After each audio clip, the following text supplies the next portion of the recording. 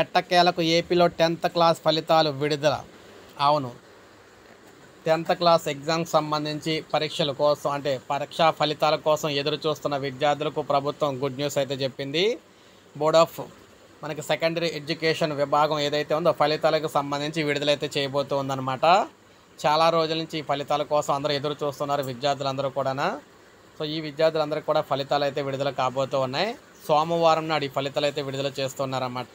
10వ తరగతి ఫలితాలు 23నే విడుదల. 10వ తరగతి పబ్లిక్ పరీక్షల ఫలితాలను ఈ నెల 23న విడుదల చేసేందుకు పాఠశాల విద్యాశాఖ కసరత్తు చేస్తుంది. ఈ ఏడాది పబ్లిక్ పరీక్షలకు 6,19,275 మంది రెగ్యులర్ విద్యార్థులు హాజరయ్యారు.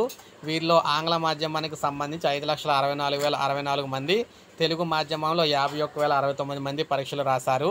ఫలితాలను మన మిత్ర వాట్సాప్ గవర్నెన్స్లో అంటే వాట్సాప్ నెంబర్లో కూడా విద్యార్థులు అయితే పొందొచ్చు.